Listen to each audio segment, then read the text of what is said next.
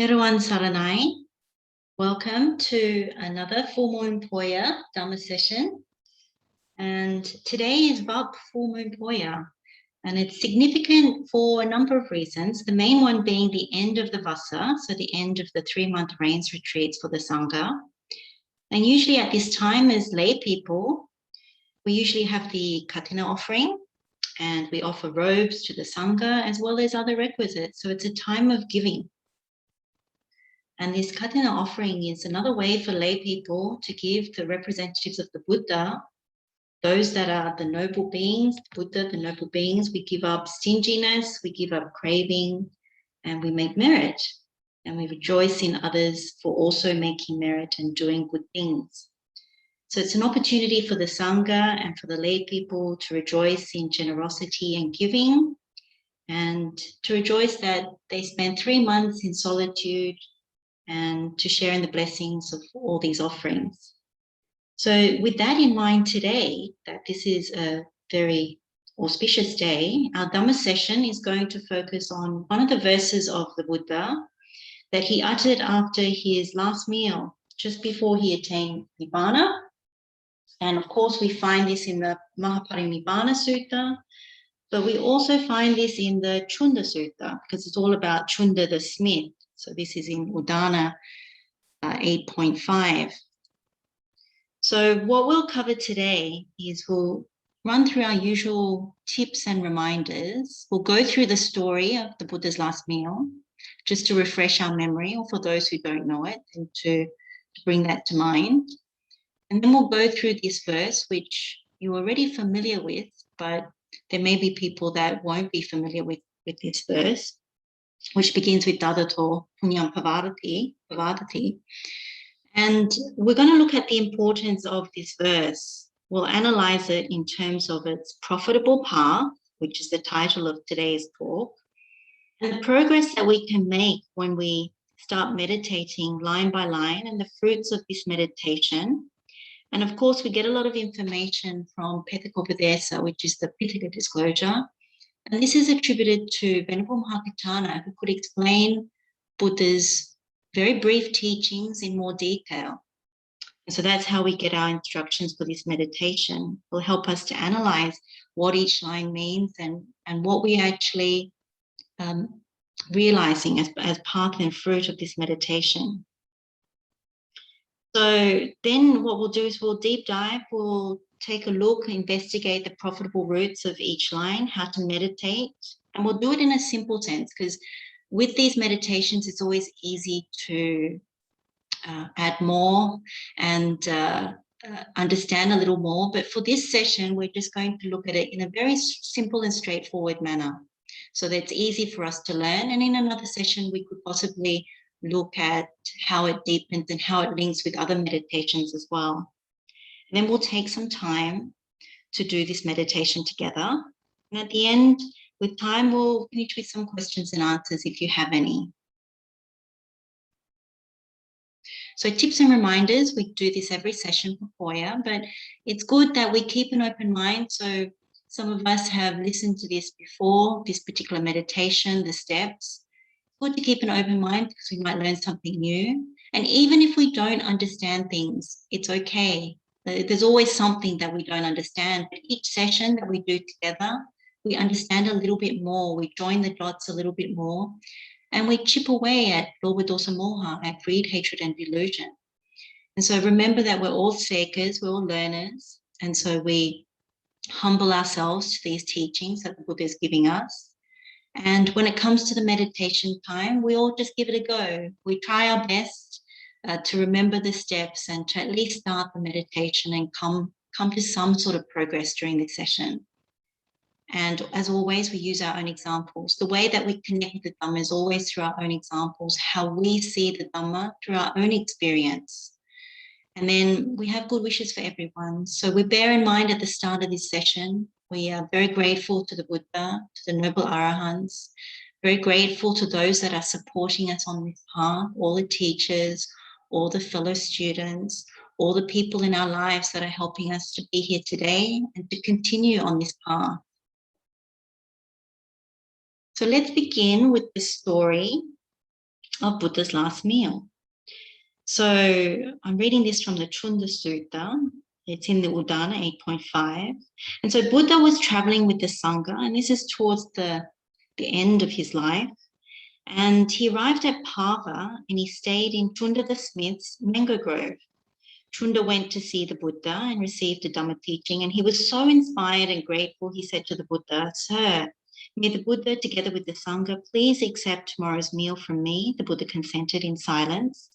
So the next day, Cunda made a variety of delicious meals, and basically he made all of these in his home, and he also made a particular dish of pork delicacy. And so he invited the Buddha and the Sangha for the meal, and they arrived. And the Buddha addressed Cunda by saying, "Please serve me the pork delicacy that you've prepared and serve the Sangha with the other foods." And Cunda did as he was asked. Afterwards, the Buddha addressed Cunda and said, "Cunda, any pork that is left of that dish, bury it in the pond. I don't see anyone in this world with its gods, Maras and Brahmas, this population with its ascetics and Brahmins, its gods and humans, who could properly digest it except for the realized one." Again, Cunda did as he was asked. And afterwards, the Buddha delivered an inspiring Dhamma talk, after which he got up from his seat and left. The Buddha later became severely ill with dysentery, struck by dreadful pains close to death, but he endured unperturbed with mindfulness and clear comprehension. Together with Venerable Ananda and the Sangha, he travelled to Kusinara and had to stop along the way to drink water from the river, bathe, and then take a rest. Now, there's more to that particular story, but we'll keep moving on. Now, it was while they were taking a rest that the Buddha spoke with Venerable Ananda, and he said, "Now it may happen, Ananda, that others may give rise to some regret for Cunda the Smith. It's your loss, friend Cunda. It's your misfortune, in that the realized one became fully extinguished after eating his last meal from you." And then the Buddha goes on to tell Venerable Ananda, "You should get rid of remorse in Cunda the Smith like this. You're fortunate, friend Cunda. You're so very fortunate in that the realized one became fully extinguished after eating his last meal from you. I have heard and learned this in the presence of the Buddha. There are two meal offerings that have identical fruit and result, and are more fruitful and beneficial than other meal offerings." What two? The meal after eating, which a realized one understands the supreme perfect awakening, and the meal after eating, which he has become fully extinguished through the natural principle of extinguishment without anything left over. These two meal offerings have identical fruit and result, and are more fruitful and beneficial than other meal offerings. You've accumulated a deed that leads to long life, beauty, happiness, fame, heaven, and sovereignty. You should dispel remorse in Cunda the Smith like this. And then the Buddha basically utters this heartfelt verse, which is "Dadato punyam pavadati," by giving merit grows, "Sanyamato verang natiyati," no hate is stored for one restrained, "Kusalocha jahati papakam," one who is skilled abandons evil ways, "Ragadosa mohakaya sa nibuttoti." With destruction of lust, hatred, and delusion, one attains complete extinguishment. So what we're going to learn today, or for those who already know this meditation, remind ourselves, is the training and progression and the fruit of effort when we make this towards memorizing, meditating, and penetrating this particular profitable path contained in this 4-line verse. So we go to the Petakopadesa. What it tells us is that the path that the Buddha is giving in this verse that he says after that meal that Cunda had given him is actually about a non-greed, non-hatred, non-delusion path, a path that leads to attainment. So it's alobha, dosa, moha. So this is instead of what we normally traverse when we come into the world, which is lobha, dosa, moha, greed, hatred, and delusion. So the Buddha is essentially saying that this is a very powerful verse, that if you actually know and penetrate it, it's so powerful that it culminates in realizing path and fruit. So it's something that needs to be sequentially looked at and meditated on. And in the description, it says that there are wholesome mental traces or tendencies, vasana, that can be cultivated and trained, as well as deep penetration, nibbeda, and realization of the Dhamma. So although it's only 4 lines, there's things that have profitable traces that when you meditate on it, it leaves these traces in your mind that lean towards Nibbana. And you also make progress by penetrating what it really means, by knowing the wisdom that is underlying what the Buddha is stating. And so it says that you can move from a putujana, an uninstructed worldling, through to a seka as you progress on this path, and then all the way to arahant.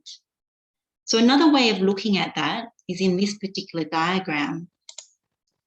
So what this shows is a summary of what some of the Petakopadesa says. So what we're meditating on today is at the bottom. So by giving merit grows, no hate is stored for one restraint, one who is skilled abandons evil ways, and then with the destruction of lust, hatred, and delusion, one can attain Nibbana, complete extinguishment, the cessation of all suffering. So what is said is that if you know the first 2 lines, then this is about the Lokika side of things. That when Buddha talks about dana, sila, sagga, so dana kata, sila kata, sagga kata, it's all about this. This is where people normally begin.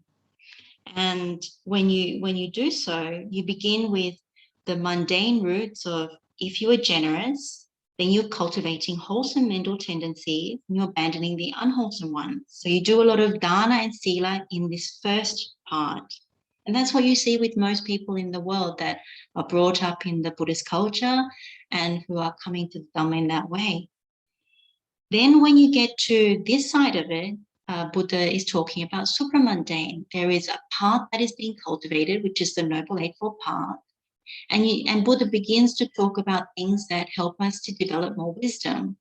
So initially, once you start knowing that you want to abandon the akusala, so you start walking the path with the right view, you cultivate the right intention, then the right speech, action, livelihood, effort, and then you start to have the right mindfulness, and then of course you get the right concentration. That's the stage of the trainee, sekas.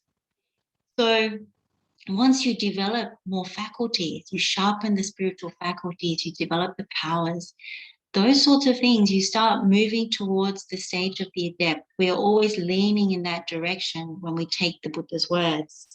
And so these are still wholesome roots, but what you start to see is you start to see the danger in the world. So most of the meditations we've been doing to this point are all about look at the danger. So we see the gratification, the asada, but we also need to look at the danger, the adinava.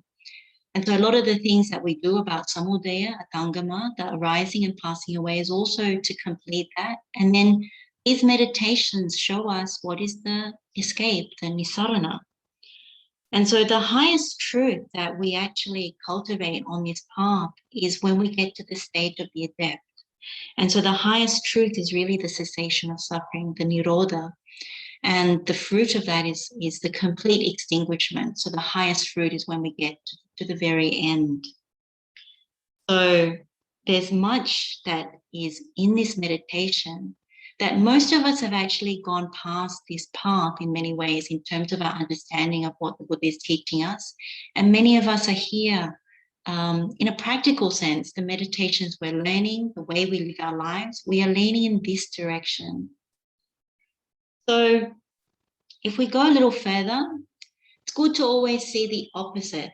So when you look at this gatha, you see the profitable side, which we're going to go into great detail today. But on the unprofitable side, if you think about how we have come into the world and what we were cultivating prior to heeding the Buddha's words, it's the unprofitable path with its unprofitable roots.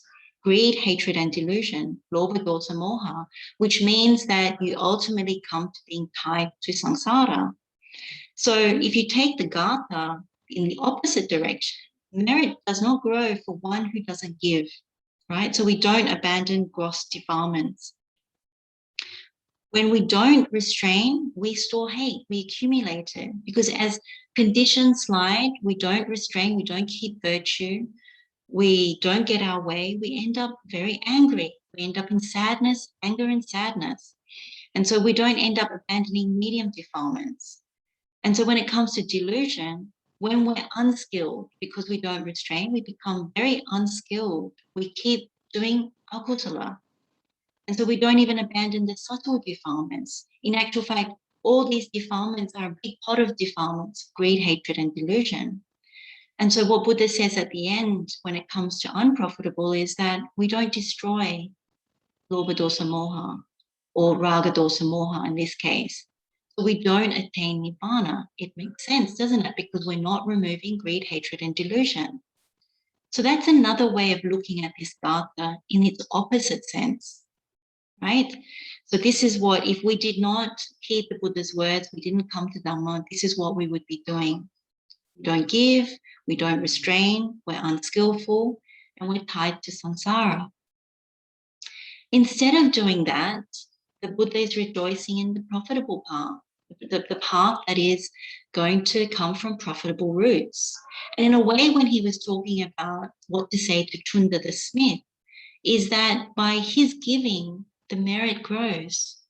So that is the beginning of the actual start of this path, that every time we give, merit grows and we go against the greed. We're cultivating non-greed. And when you look at that, you really realize you're no longer standing on things which are laden with sensual desire. You're able to let go. You're able to let go of what? You're able to let go of stinginess. And so these gross defilements, you're starting to chip away. By giving, merit grows, but you are also trying to chip away at the defilements, whether it's conceit or anger or things like that. Normally we can't give to people we're angry at. So you're already starting to chip away. So when you come to non-hatred is connected with virtue. Like when we practice mental restraint, self-control, we're establishing ourselves in virtue. Now, virtue also makes merit. It's the grounds for merit as well. If you remember the Dhammas Sutta, Buddha talks about if one keeps the precepts, it's better than even taking refuge in Buddha Dhamma Sangha. So it's considered quite high up when you look at the scale that Buddha taught in terms of the Dhammas Sutta. So you're already giving up medium defilements. And in that way, you're not storing hate. And so when you understand the link between avidya and domanassa, if we are greedy, then that always leads to sadness. It's like the automatic result. When we're sad, we end up going down the hate path. You remember pasahara. So we end up always going to dukkha. When we try and fix something that cannot be fixed with sensual pleasures, we end up being quite angry, quite sad and quite angry. And so when you realize, security guard, I don't want to make contact in that wrong way, to get tempted to try and fix it in this wrong way, you actually protect yourself from the hate path. And so when you actually do that, you fulfill virtue on this side. That's the simplest way of saying that. So then when it comes to non-delusion, it's really about abandoning evil ways. But the thing is, the only way to abandon greed, hatred, and ill will and delusion is really around wisdom. We need more wisdom in order to see how we can abandon. And so we need to give up these subtle defilements. And they're normally subtle because they're imbued with wrong view. We have the wrong idea about things, and we get stuck in places that we don't want to get stuck in. And so we try and make ourselves more skillful. And so when we do that with this non-delusion, which is really quite a powerful part of today's meditation, is we get to the highest fruit of the path. And so this is the complete removal, the driving out of greed, delusion, and ill will. And so what it alludes to is the pain of the arahat, the one that has completely driven it out and completely extinguished, and has realized the path of peace.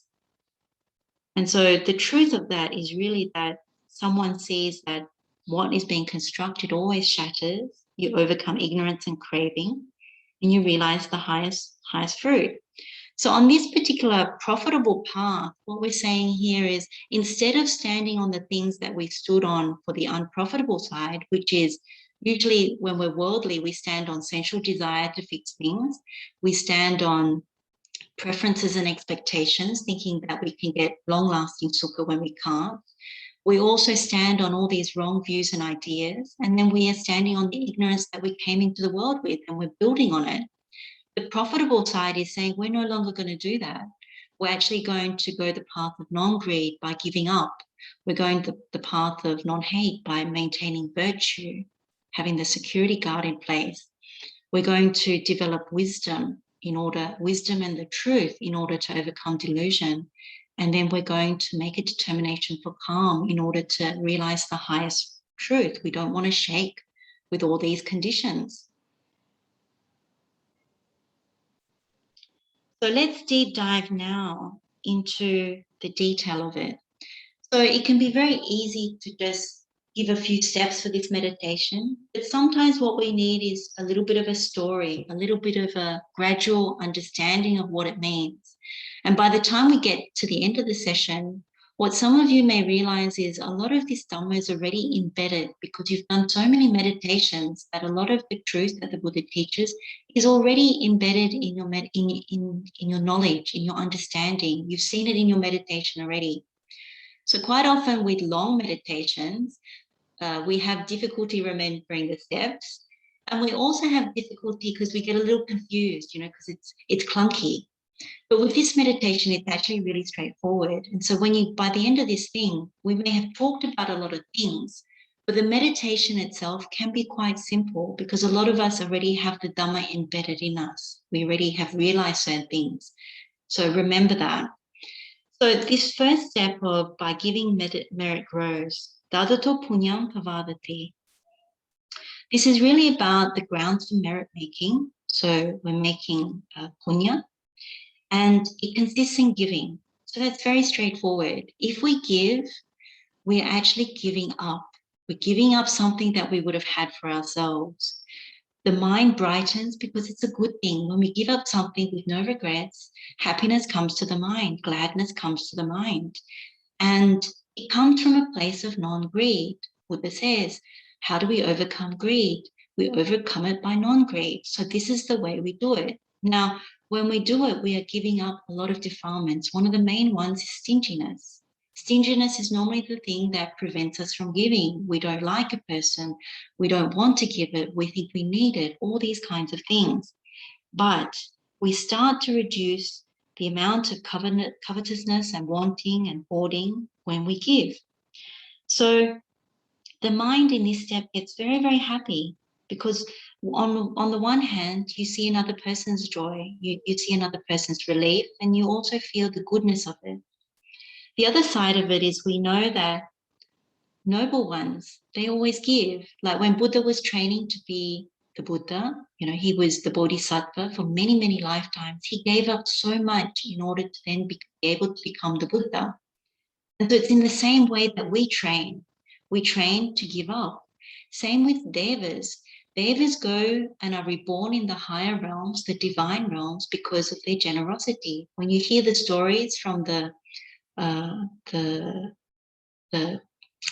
remember the name of the book, but when you listen to the stories, you hear that they have always done things like given something or shared merit in order to go to those places. And so when they do that, again, it's the same thing, that we become like them when we give. And so when we do this, we know that we're coming from the right view and we're coming from the right intention. What we remember about the right intention, samma sankappa, is that renunciation is part of that. We give up, we chaga. And so the higher virtue from that is that if we go more deeply into it, if we practice almost like the higher virtue, we know that if we don't kill, for example, then it means we give safety to living beings. That's also a part of giving. And if you complete that with not stealing, no sexual misconduct, no bad speech, not taking intoxicants, we complete the training of that as well. And so it's linked to non-hate. So the footing for this dadato punyam pavadati is actually about chagadipana, that we understand why we are giving up. We develop more wisdom about relinquishing. So this is part of this first step. It's very much about generosity, goodness, and not storing hate, nor are people hating us because we are generous. We have those good qualities. So there are many examples of giving. So we can offer pujas, offerings to the Buddha. We make offerings to the Sangha of the 4 requisites. We can feed the hungry. We can clothe the destitute. We offer transport to those that don't have transport. We create opportunities for others to give and make merit. We rejoice. The anumodana is seen as a synonym for giving. So when we anumodana another's good deed, it is also part of giving. When we give money to the needy, we help someone at work, we assist the elderly or the young, we care for our parents, we rescue someone who is in danger or in trouble, we offer safety, we offer time to others, we listen, we have kind words, we support friends in difficult times or family members, we help students, our fellow students to study, or we share our notes, or that same applies at work, we help someone at work. We share our belongings, things in our house. We give medicine to the sick. We support a meditation retreat, whether it's through money or time or effort. We organize collective giving opportunities. There's much merit in that. And we meditate and share merit. Again, this is in the Dhammas Sutta, that if one meditates for one moment, true moment of metta, or one true moment of the perception of impermanence, then again, this is also something that's very, very meritorious. And if we share that merit, that is also giving. And then, of course, we have Dhammadana. So what is said is it's the highest giving, Sabadana, Dhammadana, Janati. So again, this is seen as giving. Now, there are so many different ways to give. So when you meditate, you bring these examples into your mind and you contemplate them and you really recognize this is the goodness, this is the giving up, this is the non-greed. And so in Sri Lanka, we have the Pingpot. That's the easiest way of remembering this step. In English, you could call it the merit book or the journal of good deeds. You know, you write it all down. And if you've been writing for many, many years, then you may have many, many pingpots, many, many books. And this is a source of a lot of goodness. Now, you could easily just do that as a meditation and just lift the mind, because there's so much goodness in how much we give up in order to walk this path. And it's as simple as that. You could really just stop at this meditation. It brings a lot of joy to the mind. But we go on and to get to the next step, what we do is we make this determination for relinquishment. Now, Buddha talks about acquisitions. This comes from the Vibhanga Sutta. And what the Buddha really talks about is that formerly, when he was ignorant, he undertook and accepted acquisitions. Now he has abandoned them, cut them off at the root, made them like a palm stump, done away with them, so they no longer subject to future arising. Therefore, a bhikkhu possessing this relinquishment possesses the supreme determination for relinquishment. For this bhikkhu is the supreme noble relinquishment, namely the relinquishing of all acquisitions. Now, the question that we ask is, what are these acquisitions? Now, there are various suttas, but there's one called the Pasarasi Sutta. It's called the Noble Search. We've come across this before when we're looking at the frequent recollections, or the 5 frequent contemplations. And what Buddha says is that when we are someone that is subject to birth, we seek what is subject to birth. And we seek what is subject to aging, even though we are aging. We seek something that is subject to sickness, even though we are also subject to sickness. We seek something that is subject to death, even though we are subject to death. And we seek something that is subject to sorrow, even though we are subject to sorrow. And of course, the same with defilement. And so it goes on to say, wife, children, men and women, slaves, goats, sheep, fowl, pigs, elephants, cattle, horses, mares, gold, silver are subject to all of those things. And these are our acquisitions. We become tied to them, infatuated with them, utterly committed to them, even though we ourselves are also subject to birth, aging, sickness, death, sorrow, defilement, and so on, as are these acquisitions. So when you look at what we give up, when we give, we are giving up all our assets, or not all, but we're giving up a portion of our assets. We're giving up a portion of what we see as our acquisitions. And ultimately on this path, what we'll see is this chaga adhitthana becomes very, very strong all along the way with this meditation and with the Noble Eightfold path that we are walking. It's about relinquishment, because we only hold on to things when we still have the wrong view and when we haven't quite understood everything. And of course, we still need to live, so we also need to use what we have. But ultimately, when you look at someone who realizes arahantship, they've relinquished all, like they've relinquished it all. And so that's where the path ultimately culminates. So in order to get to the no hate is stored for one who is restrained, what we need to recognize now is that what is it that we have given or given up? And so in order to get to this step, what we contemplate is that we have given up our time, we have given up our money, and we've given up our effort. So when we gave money to the poor, that is money we would have used for ourselves. So we give up whatever it is, how much money we gave. If we give up money in order to build something at the monastery, again, we might go and do some work there. So it might be our physical labor. It might also be the money. So again, we think of it in that respect, like how much have we given up? And so we remember that the divine beings, the devas, they have given up. And so we are like for like, we are like them. We have that noble quality.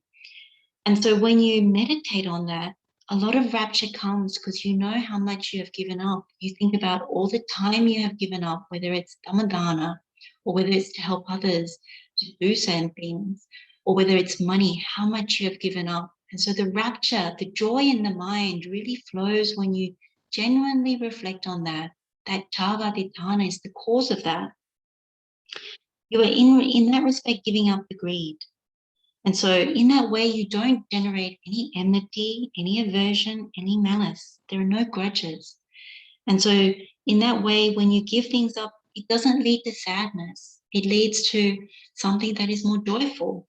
And people also don't have that towards you. They're actually very joyful towards you as well.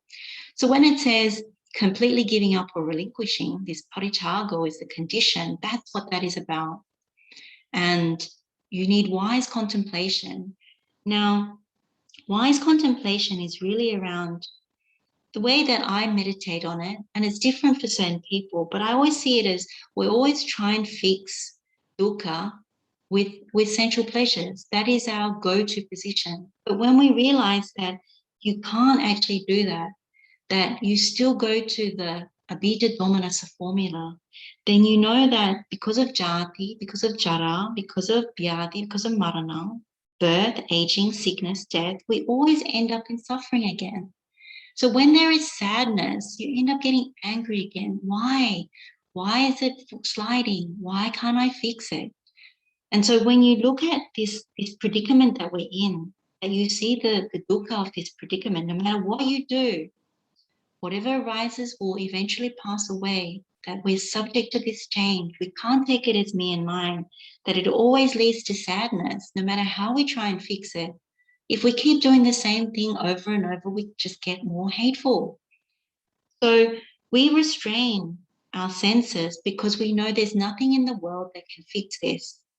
And so when we restrain mentally, we have self-control. We remember the simile of the tortoise. You know, you retract your limbs, retract your head. You don't go out through the sense faculties. You stay vigilant, a bit like that security guard. You know that you protect yourself from going down the hate path. And so the footing for that is really that now what you need is the wisdom. So at this point, you've fulfilled a certain amount of virtue. Now, if that Dhamma is already embedded in you, that you've already seen this from the Samadhi Bhavana Sutta, you've already seen this from, other meditations that we've done recently, then you don't need to go through the whole lot. This meditation step can be quite simple. You just know I need to restrain. Then virtue is complete. You don't harm anyone. You don't do anything that is breaking the sila. And so it fulfills this step. So now we need determination for wisdom, the panya adhitthana, to get to the next part. So the next part is really about abandoning evil ways, that if we're skilled, because we're not fully skilled yet, we have some sila and we have some chaga, we've given up some things and we have some virtue, but we're not fully skilled yet because our wisdom is not seeing things as they really are. So to get to this step, what is said is that we really need this yatha bhuta dasanam, seeing it as it really is. And we need to obtain the wisdom in order to overcome the ignorance. So again, we go back to the Dhatu Vibhanga Sutta, and it asks us to contemplate, to really look at elements. And so we're going to look at that, because why do we need to look at it? Because we want to correct the perversions in the mind. The perversions that say that there is subha sukha atanicca, that there is something fair, that there is something that gives us happiness, there is something that is me and mine, that is self, there's something that is lasting. And so what we want to do is focus on wisdom in order to almost like uproot this delusion that we have that keeps making us come back to samsara, that we keep fixating on things that are sliding. We don't see the danger in the world. So what is this higher wisdom? This higher wisdom, if we go to this seeing as it really is, what we're trying to do is to look at the dhatu manasikara. What we're really doing is looking at the elements. In the Dhatu Manasikara, the Dhatu Vibhanga Sutta, it talks about 6 elements. So it has the 4 great elements of earth, water, fire, and air. But what we need to also look at is really each in how they are the same. So let's look at this in a little bit more detail. So the earth element, let's read what it says. It says the earth element may be either internal or external. What is the internal earth element? Whatever internally belonging to oneself is solid, solidified, and clung to, that is head hairs, body hairs, nails, teeth, skin, flesh, sinews, bones, bone marrow, kidneys, heart, liver, diaphragm, spleen, lungs, intestines, mesentery, contents of the stomach, feces, or whatever else internally belonging to oneself is solid, solidified, and clung to. This is called the internal earth element. Now, both the internal earth element and the external earth element are simply earth element. And that should be seen as it really is with proper wisdom. Thus, this is not mine, this I am not, this is not myself. So when we meditate on this, what we're trying to see is that what is inside our body and what is outside our body is the same. So how do we do this? Well, we take one of these things that is given. So let's take fingernails, for example. Fingernails, what we normally do is, if you're female, you paint them, you make them beautiful. For some of us, not everybody. But when we look at it in that way, we're not seeing it correctly. And when we look at the fingernails that are in the bathroom bin, we also think, oh, it could be somebody else's. We don't think those are ours. But when you look at the fingernails that are on your fingers that are painted or unpainted, again, why do we say that they're ours? Like if the ones that are in the bin, anyone's fingernails, whether some of them we thought were ours and some of them are other members of the family, they're not ours. So why do we take internally that they're ours? Same with the hair. We spend a lot of time looking in the mirror and with brushing our hair, caring for our hair, using particular shampoo and everything. But if we were in a barber shop or a salon and there's hair on the floor, we don't say any of that hair is ours if we're just looking at it in a pile. So when we look at the hair on our head, why do we say that it is ours?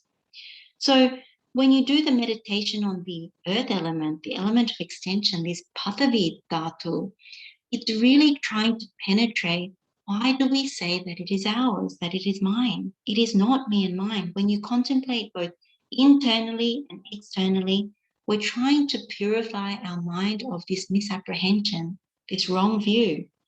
And the meditation on each of the elements is we want to cleanse it. Anything that is solid in the entire universe, we investigate because we need to see it that it is not mine. So that's the earth element. And we can go through, just as the sutta, in your meditation, if you find it difficult, you keep going through each of those solid elements until you are completely destroyed almost like that belief that anything solid in the world that is in the body is yours. It is not mine. So when you come to the water element, the apodhatu, the element of cohesion, again, the Buddha says, with this water element, what is the internal water element? It is water, watery, clung to, that is bile, phlegm, pus, blood, sweat, fat, tears, grease, spittle, snot, oil of the joints, urine, or whatever else internally belonging to oneself is water, watery, and clung to. This is called the internal water element. Now, both the internal and external water element are simply water element. And so with proper wisdom, it is not mine, this I am not, this is not myself. So again, you take your own example. You can go through that list, or you can simply take an example that's very powerful for you, that completely convinces you that anything in this whole universe that is of this air element is not me and mine. So for example, we have the air that we expel when we cough. So when we cough, air comes out. Now, the air that is out in the world and the cough that you made, they're the same. Neither is yours. You don't claim the air that is all around us is yours. So why would you claim the air that is coming out of you as a cough as yours? Same with when you expel from the lower region of the body like a fart, it's the same thing. You investigate. The same thing when it comes to breathing. So we look at the air in the world and we don't claim it as ours. But when we think about the in-breath and what is then inside the body, we must not also consider that as ours. It is not mine. And so you investigate in that way. You deepen the meditation to make sure that it is not yours. So with the water element, I think what I read out was the water element, but I described the air element. But the water element, if you think about blood, blood is the same thing. Like the blood in the body, when you cut yourself, you often think, this is mine. But when you go to a hospital and you're looking at bags of blood, you don't claim, oh, that bag of blood is mine. So it's the same thing. Or when you play sports and there is blood, again, it's not that you would claim it as yours. Same with spit or saliva. The spit or saliva that's in your mouth, when you see some spit on the ground, some spittle, and you see it, you think, well, that's not mine. So why would you claim what is in your mouth as yours? The same with sweat, urine, and so forth. So now we've gone through earth, water, and air.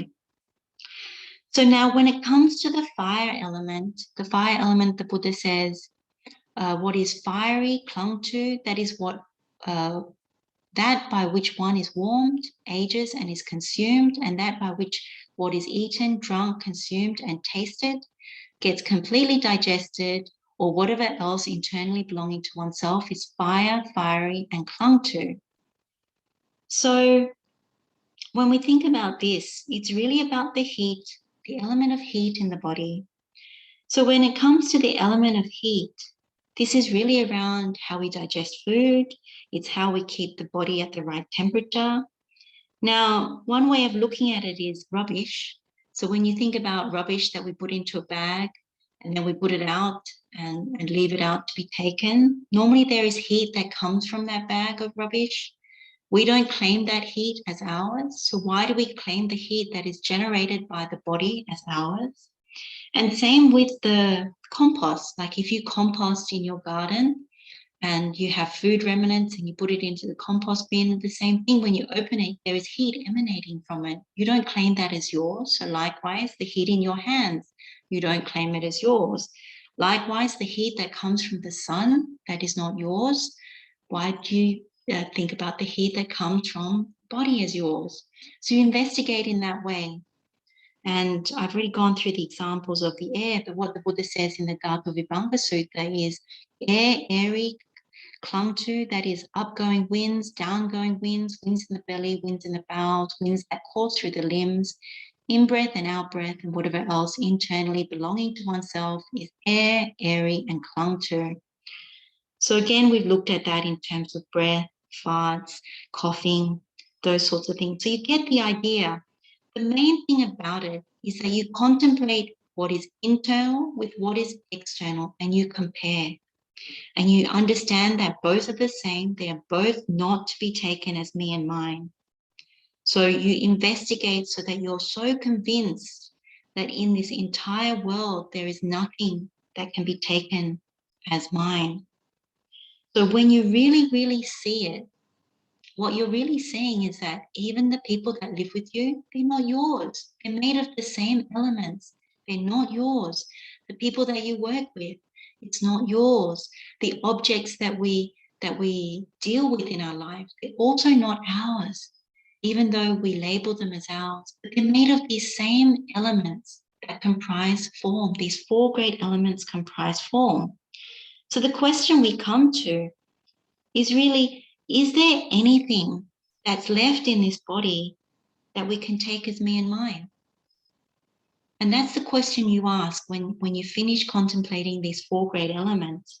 And the answer should be no, there is nothing. And so when there is nothing that you take as me and mine, then you recognize that you've come out of form, that you no longer cling to form. And so at this point, one becomes the skillful person that Buddha talks about. So when you come back to what we're talking about here, one who is skilled, abandoned evil ways, this is what the Buddha means by a skilled person, that with this higher wisdom, you see that all this form in the world, all the things that were comprised of form, including sensual pleasures, they are actually not to be taken as mine. And so we become this skillful person who sees as it really is. So at this moment, we have wisdom that is overcoming ignorance. So this is the arising of wisdom in our meditation. And this is also the cessation of ignorance in our meditation. And so we see the danger in the world. We don't want to misapprehend it any longer. And so at this point, the mind becomes very pure, very bright, and we make this determination for wisdom.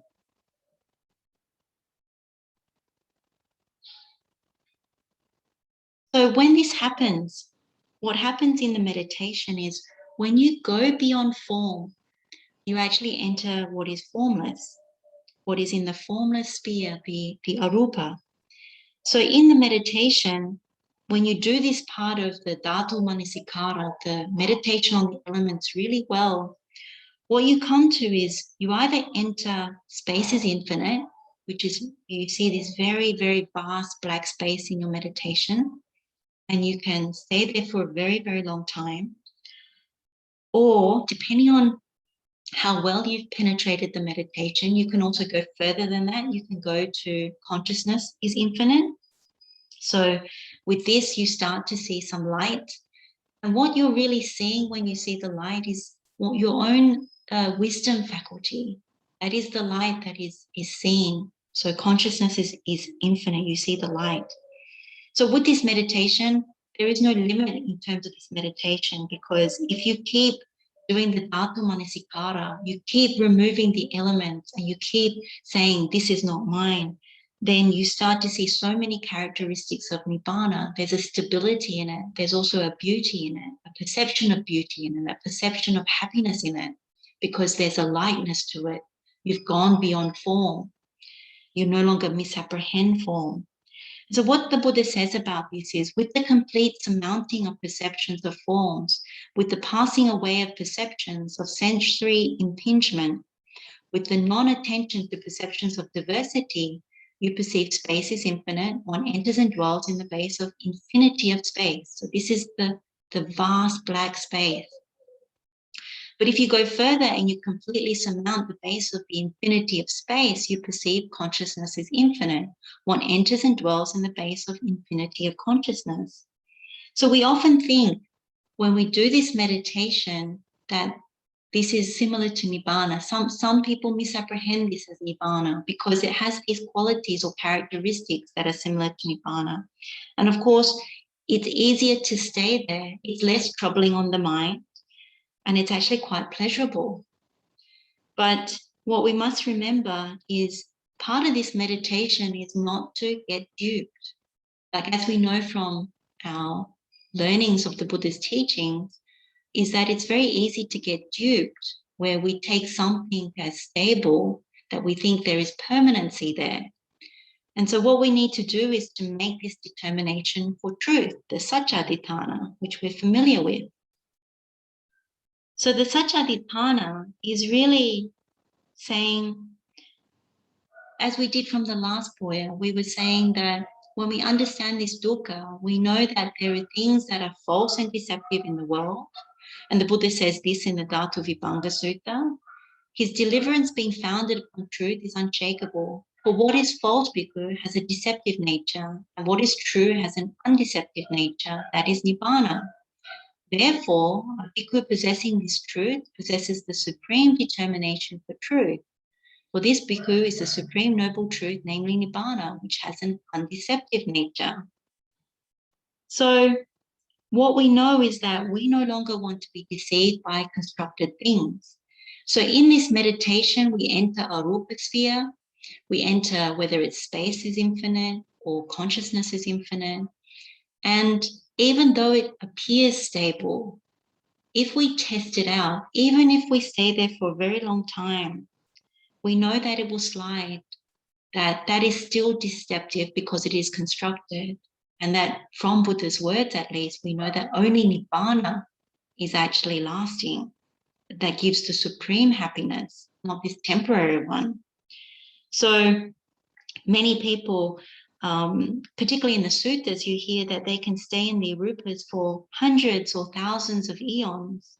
But what they don't realize that it's not lasting, that space is infinite, is not lasting, consciousness is infinite, is not lasting, and even beyond that is not lasting because it's still constructed.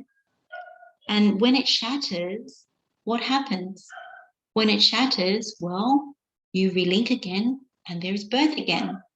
And unfortunately, from arupa places, what the suttas say is that you end up falling to quite low realms because there hasn't been the opportunity to make merit, there hasn't been the opportunity to hear Dhamma.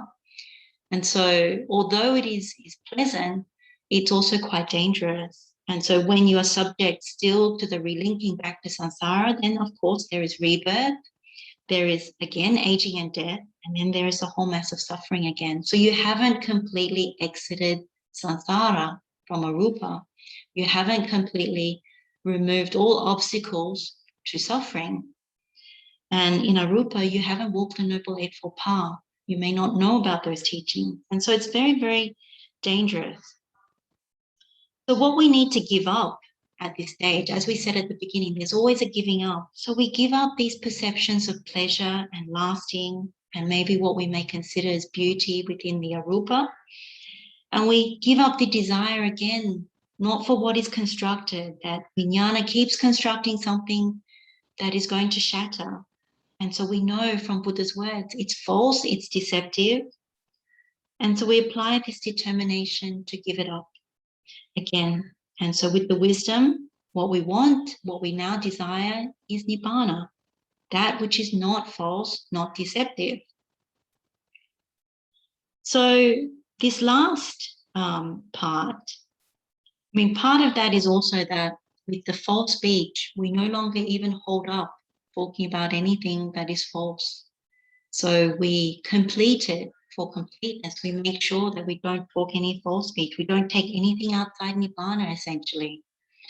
So when we get to the destruction of lust, hatred, and delusion, this is a high practice to attain complete extinguishment. But we still do the meditation in order to train because we want to make progress. So we may not fully comprehend everything yet, but this is still part of this meditation. Now, what the Petakopadesa says is that you really need to remove, you need to drive out greed, hatred, and delusion. And so what do you need to do that? The cause and condition for being able to drive it out is another's word, so this parato chagoso, and also this one's own wise contemplation, adatpancha yoniso manasikaro, and the path, the magga, are the cause and condition. So whose words are we listening to? Well, these are the Buddha's words. And what is our own wise contemplation? Well, it's really what is left. It's what is our mind, and the ideas of things that are not me and mine. So we did that in the third step when we did the Dhatu Manasikara. We really saw that with wisdom. And so all we're left with is Dhamma Dhatu, because that is our raft. If you think about what is left when we get to this stage, it is really the raft that we're taking and the instructions from the Buddha and this mind, the purified mind. Now, we've already cleansed ourselves of the sense faculties, the sense objects, this body. So those are all gone. So if the question comes in, what about the sense faculties? What about the sense objects? We've cleansed that at step 3 by understanding all these forms, all these faculties, all these objects that are also formed, they've been cleansed. So we see them as not me, not mine. And then the path, we're left with the path. And what is this path? It's the Noble Eightfold Path. So by this point, what we're left with, we've penetrated Dhamma to a certain extent, but what is left is still maybe some desire for the arupa. We cling to that because it still gives us some happiness. So even in this meditation, where we get to after abandoning form and the sense world, is really the formless. And so what is tying us to that is what the Buddha calls anusaya, the underlying tendencies. So we're not going to go into more detail on those today because it's quite a high practice and it may complicate the meditation today. But as we know, there are various anusayas, including the kama raga anusaya, the tendency for sensual desire, the patigha anusaya, the tendency for aversion, ditthi anusaya, the tendency for views, particularly wrong views, vicikicca anusaya, which is the doubt, the mana anusaya, which is the conceit, and the bhavaraga anusaya, the desire to be reborn, and avijja anusaya, which is ignorance. Now, if you have path and fruit, like sotapanna, sakadagami, anagami, then some of those may have already been subdued. Like say, for example, certain things around doubt may be subdued, some of it. Same with the kamaraga anusaya, some of it may be already subdued if there is fruit of stream entry. But some of the higher ones are very difficult to uproot. So the one about wanting to come back to be reborn, they're still there. They're still embedded because of delusion, because of ignorance. So the way that that can help us to understand this, there are 2 analogies. The first analogy is particularly about anusaya, is about the analogy of a burning pit. So Buddha uses this in the suttas quite a lot, that you have this burning pit and there's fuel like stacks of wood and paper and other kindling in order to actually keep it burning. And so when you're burning with sensual lust, when you're burning with wanting to come to exist, when you're burning with hatred, you're burning with all these different things, then you keep stoking that fire. Now, when we do the meditation at step 3, which is the Dhatu Manasikara, you're not taking it as me and mine, you stop burning anything more. There's nothing new you're burning. You're allowing the fire to start going down. Just the last bits of fuel that is there, but nothing new. So you actually started to not put anything. Now, the anusaya is when you still give it a little bit more, like a little bit of kindling, just to keep the fire burning. That is what the anusaya is, that you don't allow it to completely go out. Now, the same analogy can be given for nibbana, that when you don't give anything more to it, nothing at all, the fire will eventually completely burn out because there's no fuel. So that is the analogy that can also be given for the arahant. The second analogy that one can use is the wet towel. When you squeeze out the water from the wet towel, the water that you're squeezing out is the same, Dhatu Manasikara. You're seeing the 4 great elements as not me and mine. There's still a little bit of moisture left in the towel, and that is the anusaya.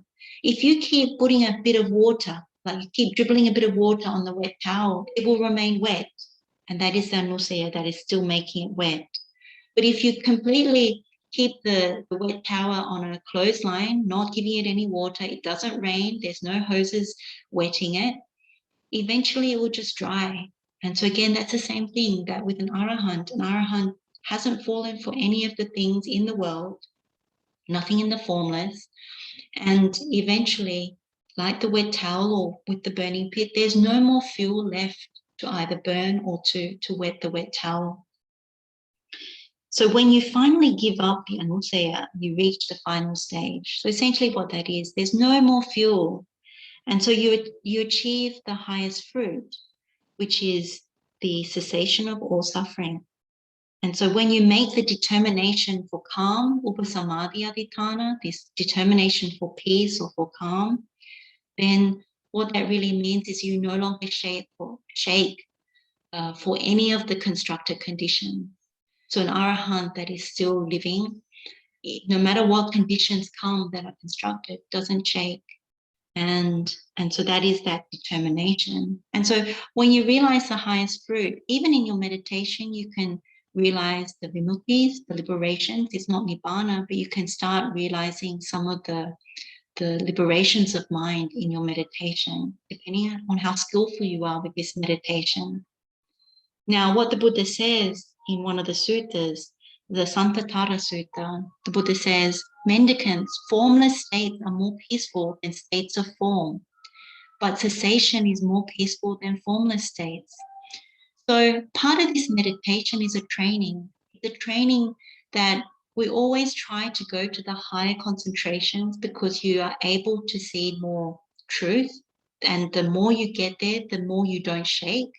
So formless states, when Buddha says they're more peaceful than states of form, that is also the reason. You don't tend to shake with conditions, particularly around feeling.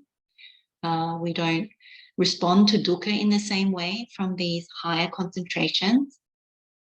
But of course, Buddha always emphasizes the cessation is more peaceful because you've extinguished. It actually, there's no more birthing, there's no more death. So the Buddha goes on to say, there are beings in the realm of luminous form and others established in the formless. Not understanding cessation, they return in future lives. So this is the danger that the Buddha says of those that go to arupa, but they don't realize that they haven't given up the cycle of birth, aging, and death, and then the suffering again. So they keep returning, not thinking that they're going to birth again. They think, oh, this must be nibbana.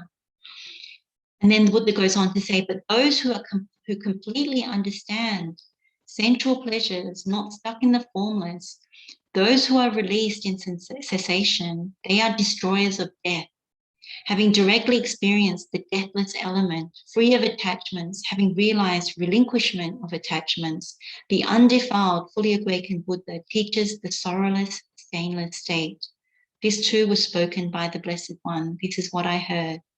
So this is from the Itibuddhika. So this is Kujuttara Upasika who has heard this and remembered it and given it to us to also hear the Buddha's words.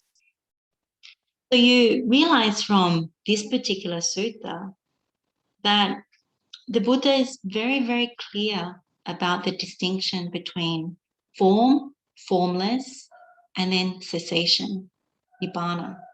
And Buddha is very, very resolute in talking about completely driving out greed, hatred, and delusion when we talk about the destruction of greed, hatred, and delusion. That in the previous slide, which is this one, Buddha talks about driving out of greed, hatred, and delusion. It's the complete cessation. So, when you look at, we want to cut it off at its root, that you make it like a palm stump. This is what you hear in most suttas when it comes to nibbana, that there's no further arising. It's very important that it's the complete destruction. So there's no more coming back. There's no more arising, no more birth, no more dukkha. So when you understand this, you understand that we don't want to establish even vijnana in the formless, and we don't want to return to future lives, and we don't want to shake, respond to any of these constructed conditions. So by the end of it, if you look at this meditation, all along the way, we are removing any craving, any tanha for sensual pleasures. We're removing any tanha for form, and we're removing any tanha for formless. So if there is no craving, there is no paticca samuppada, there's no dependent origination, no birth. And so only at this point that you realize the highest fruit, the complete pacification, the eradication of greed, hatred, and delusion. And so this becomes, what we call the supreme peace. So this is the meditation. And if we go to this final part of the sutta, the Dhatu Vibhanga Sutta, again, it says, I'll read out what it says for the determination for calm. It says, formerly, when he was ignorant, he experienced covetousness, desire, and lust. Now he has abandoned them, cut them off at the root, made them like a palm stem, done away with them so that they are no longer subject to future arising. Formerly, when he was ignorant, he experienced anger, ill will, and hate. Now he has abandoned them, cut them off at the root, made them like a palm stem, done away with them so that they are no longer subject to future arising. Formerly, when he was ignorant, he experienced ignorance and delusion. Now he has abandoned them, cut them off at the root, made them like a palm stem, done away with them so that they are no longer subject to future arising. Therefore, possessing this peace possesses the supreme determination for peace. This is the supreme noble peace, the pacification of lust, hate, and delusion. So this is what we do as our final part of this meditation, this determination for calm. Now, we cannot really give up the Dhammadhatu at this point, but we train ourselves. This is what we do in the meditation. We train ourselves to be able to do this when the time is right. So how do we do this meditation? So we've done a deep dive into this, looking at the various steps, and it seems like there's a lot there, but at the same time, there is a lot of deep Dhamma, but we can actually simplify these steps, because as we know, what we're doing is the non-greed, non-hatred, non-delusion part, alobha, dosa, moha. That is really what this is about. So if you know the Gatha and you know pretty much what we're trying to do, you can do this meditation. So we begin with by giving merit grows. So we recall all the meritorious deeds and we allow the mind to get happy. Then when we do that, we can spend as long as possible. In actual fact, the longer you spend on this, the better it is, because you increase the brightness in the mind. So you recall what is in the ping pot, what is in the journal of good deeds, everything that you may have written down, or if you haven't written down, just go backwards from yesterday. What are the good deeds that have been done? Now, in order to make the determination for relinquishment, the Tagadipana, you remember, how much time have I given up? How much money have I given away? How much effort have I made in this giving? And so when you remember that, the joy, the rapture starts to flood the mind, and it really makes the head kind of tingle. And so you remember that Devas are born in the Deva realm because they have this good quality. They don't have stinginess, they have generosity, they have goodness. And so they have made much merit. That's why they are born there. When we do these things in this life, and we are also practicing that, this generosity, it is non-greed. And so we are giving up. So that's the first part of the meditation, which is this Tadato Punyam Pavadati. When we get to the non-hatred, no hate is stored for one restrained.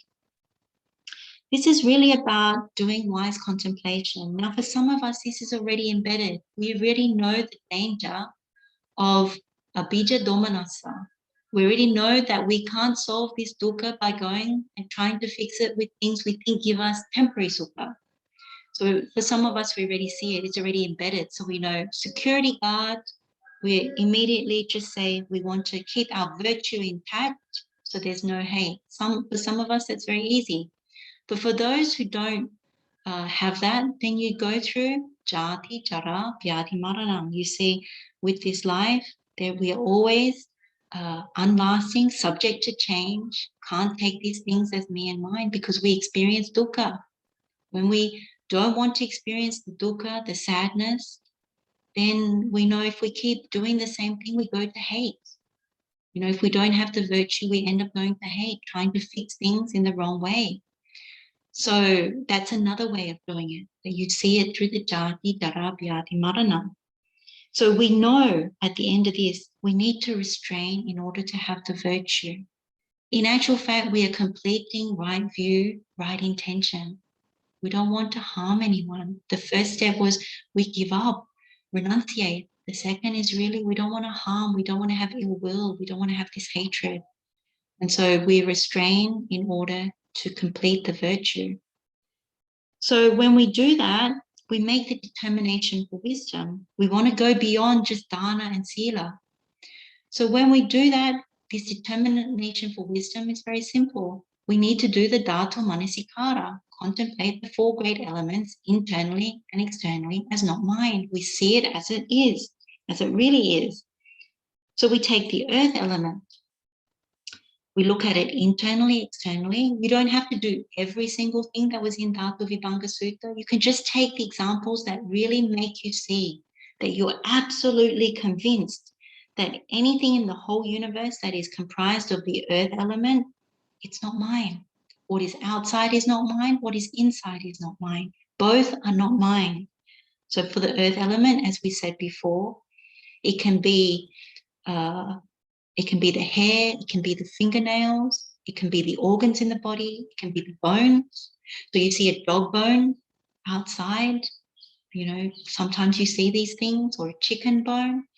Again, you contemplate your own bones. So no matter what it is that is solid, but the main thing is in the whole universe, whatever is solid, it's not mine. Same with the water element, whether it is a stream flowing or whether it is one's own blood flowing in the body, both are not mine. So you use whatever examples they are in order to completely see with your own wisdom faculty. Same with air. So air that we breathe in, air that we breathe out, and the air all around us, both are not mine. So then complete the whole universe, none of it is mine. Same with the heat or the fire element. What is inside the body and what is outside the body that is considered heat is both not mine. They're the same, not me and mine. And so you do it as much as possible. This third step is really important. Just like the first step is really important, the third step is also really, really important, because after you really see this, you don't want to be with the form. You no longer duped or misapprehend the form. And so when the mind gets very expansive and bright, that's when you enter arupa. And so whatever state you get to, whichever arupa sphere you get to, in that higher concentration, stay there for a little while, allow that to steady. So don't just jump onto the next step. What I find quite useful is to actually steady it and really get a feel for that, because the more we get to these higher concentrations, we know it's really nothing. It's really nothing. The more we practice, the more we do those sorts of things, it's really helpful, because when it comes to the end of our lives and it's a time of death where things are quite desperate, we want to be able to have a very skillful mind in order to not shake. And so the more you go to the higher concentrations, the more, one, it's more steady. As Buddha says, it's better than the form sphere. But at the same time, you also will be able to see with the Satchaditthana that it is not Nibbana. So I would recommend that when you do this meditation, you stay there for a little bit and look at the perceptions that you have in the meditation. Is there the perception of beauty? Is there the perception of permanency? Is there the perception of pleasure? And there'll be a certain lightness and buoyancy to the meditation that makes you feel quite calm, quite happy. Now, in order to move on from that step, you need to make the Satchaditthana, the determination for truth. That at this point, what you see is that this is also still constructed. For some, when you initially do this meditation or you keep training it, you sometimes bounce out of the meditation for whatever reason. Sometimes it's doubt. Sometimes it's all kinds of things. Particularly at the beginning, it could be doubt. But it's also when you just sometimes methodically follow the steps, it doesn't allow the meditation to develop and deepen. But once you get more skilled at this meditation, it becomes more smooth. And so when it's more smooth, you can actually say to yourself, even this condition that I'm experiencing now, whether it's space is infinite or consciousness is infinite, or even more than that, emptiness, then what you can actually say is this is still constructed. You remember the Dhatu Vibhanga Sutta, that if it's still constructed, it is misleading us. It is false. It is deceptive, because vijnana will still cause this to shatter. So we let go of that because Buddha says Nibbana is the only thing that is lasting. And out of Saddha, then we go towards that highest truth. We go towards that which does not shake, that does not shatter. And so the final step when we get to this point here is that we want to give up the underlying tendencies, the last remnants of greed, hatred, and delusion. So for us, we may not fully know what that is right now. That's okay. As part of this meditation, you make the determination to give up the anusaya, that you want to realize the highest truth. Now, some may say, oh, but I don't want to complete now. This probably won't happen. There's much more that is needed to actually realize this highest truth. And having said that, we make the determination for calm. And so we make that knowing that we're going for the supreme peace, that which doesn't shake. And that is the meditation. And so really, that's all there is to this meditation, that all the way through you can see you're giving up. You're giving up something for the next bit. You're giving up, giving up, giving up. This whole meditation that the Buddha gives, in fact, all the meditations that the Buddha is giving us is all about relinquishment. And you really see that in this meditation. So what I'd like to do now is actually do this meditation together for half an hour. Actually try this out. So I'll leave this slide here. If you know the Gatha already, it's actually quite simple.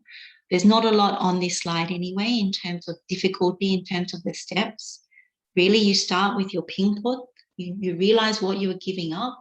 You come to the second stage and you realize that you need the virtue in order to move forward. So you restrain in order to have the virtue. What's embedded in that is knowing that you can't fix this dukkha.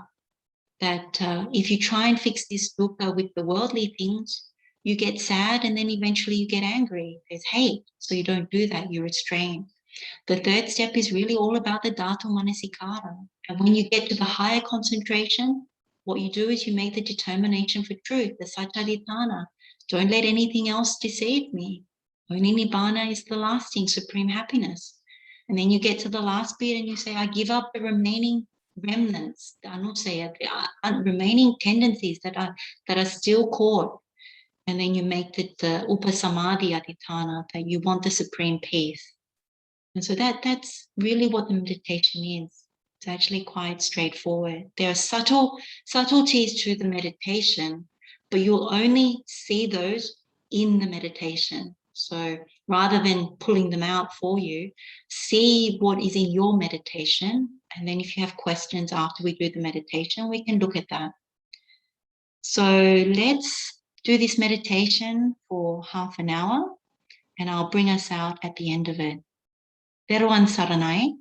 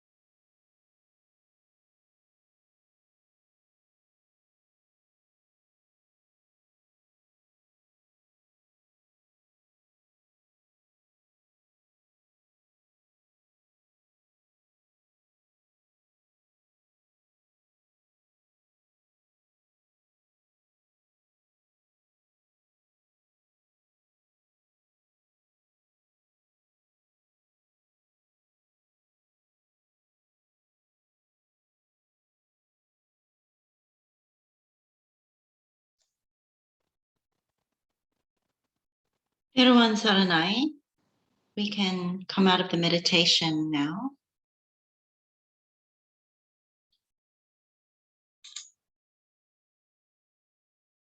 So with this meditation, I just want to run through some tips. I think it's always helpful when you're learning or revising a meditation. As always, memorization is very important. So if you remember the Gatha in Pali or English, it's very helpful. If you remember when we did the Petakopadesa Sutta, we're looking at Bahu Sutta. This is the Majjhima Nikaya, the teaching, which is number 53. And we were looking at Bahu Sutta and Buddha's learning system and all the different things. But we also looked at this sutta called the Ummaka Sutta. It was in Anguttara Nikaya, chapter 4, discourse number 186. And in this sutta, the Buddha had said, in what way is one a learned memorizer of the Dhamma? So this is the Bahusato Dhammadaro Hoti. And the Buddha was saying that if anyone understands the meaning and Dhamma of even a 4-line verse, and if they practice in accordance with the Dhamma, that is enough to be called a Bahusato Dhammadaro Hoti, so a learned memorizer of the Dhamma. So you understand the meaning and the Dhamma of this verse. So if you can do that, then it's a very wholesome thing. And then if you can share it with other people how to learn this path and also memorize it, it's very fruitful. As we've said, that path and fruit, when you penetrate this Dhamma, it's very powerful.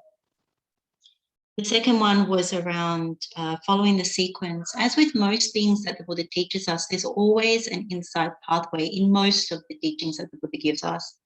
So this is very clear when it comes to this particular 4-line verse, that there's a jnanapata.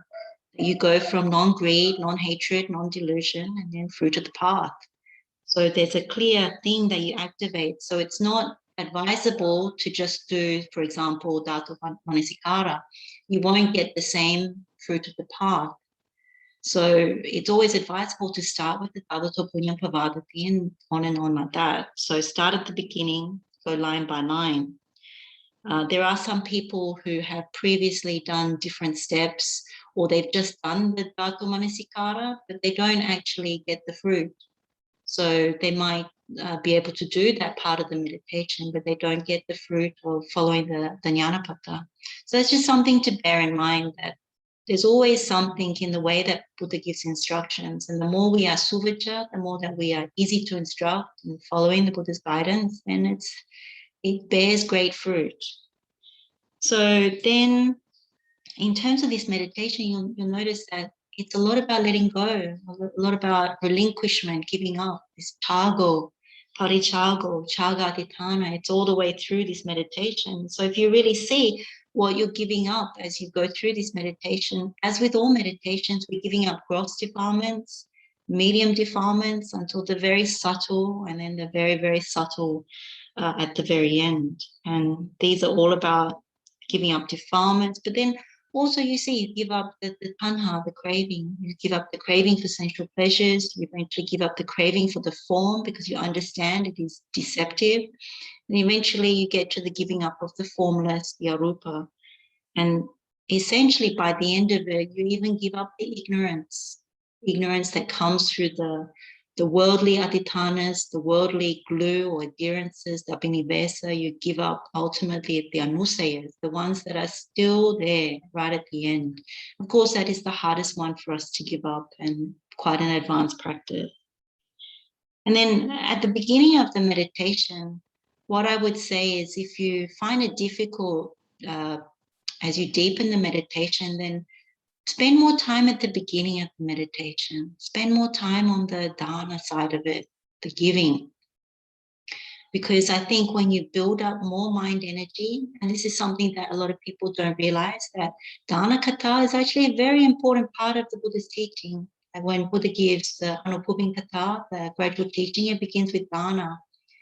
And what you find is, in modern day teachings, people miss out the dana sila kata in terms of the emphasis on it. But you can see non-greed, non-hate. It starts with dana sila.